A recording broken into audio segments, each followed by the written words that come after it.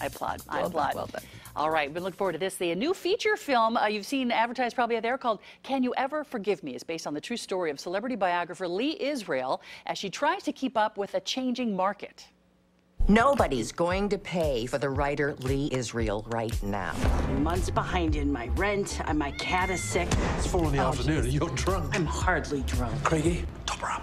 Find another way to make a living. Quite by accident, I find myself in a criminal position. I'm embellishing. Okay, so joining us now to talk about it are the stars Melissa McCarthy and Richard E. Grant. Good morning, you two. Hi, good morning, you two. I would like to start, Melissa, by saying I am a cat lover, so I can see how Lee might want to compromise her own values to, you know, pay for a vet bill or even a rent bill, you know, because they mean so much to you. And you go a little crazy, I'm going to say. You go a little crazy. But tell us about... It was the only kind of source of love. It was really the only... It was the only companion she had until she finally, I think, got so lonely that let Jack in. Yeah. It was the only thing she could show love to and got love back from. I mean, even at the end, she said it's maybe the only true, I can't remember if she says person, but only true creature that maybe loved me. I know. So a quick rundown of the plot. She's known. She's sold some successful celebrity biographies, but now things aren't going so well, and so she forges letters. Right? She creates letters that she says were written by other famous people. Yeah, some of the best. You know, Dorothy Parker, Noel Coward, and they're all passing, and she's cranking them out, and she's getting them by, you know, the authenticators that really know their work. So it's like it shows how incredible she was at what she did. Yeah. Well, and it seems like, you know, in the movie, it looks like the two of you, as you mentioned, you've got a relationship because you've finally been able to let somebody in. So, Richard, it seems like you might be anting up on the shenanigans between the two of you. You egg her on a little bit. Yeah, because I've earned my living as a drug dealer and kleptomaniac, so I'm the perfect person to come and knock on the door, and be allowed in.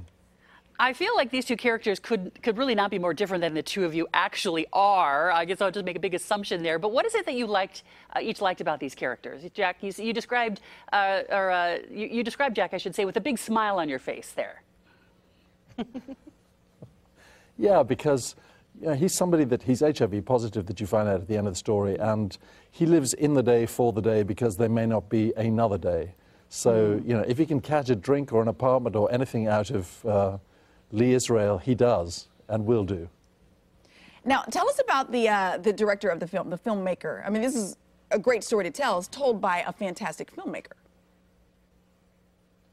Yeah, Marielle Heller is an amazing director, and she, you know, did some added scenes to this movie in the writing as well. And she just has it's her second feature, and I think there is a long, very exciting career to come out of her, because it's just such a, you know, it's a wonderful thing where you watch a story of two people that you shouldn't be rooting for in a situation that you shouldn't be rooting for, and yet you find, I think, at least I did with the script, and when I watch it, I root for them, and I love them, and I think you can see moments of yourself in it.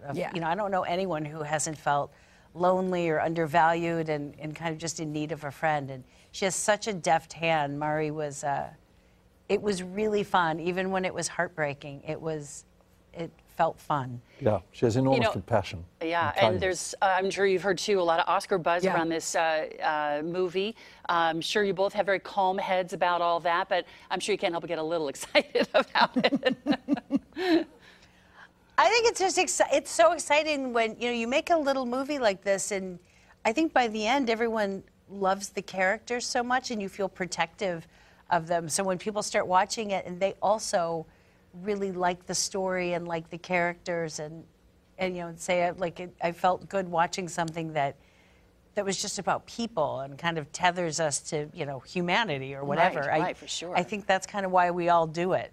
All right, it is open in the Sacramento area now. It's called Can You Ever Forgive Me? A memoir turned into a film here by the character that Melissa plays. You guys, thanks for joining us this morning on Good Day, and we'll keep our fingers crossed for you and get excited for those Oscar nods that they say are coming out.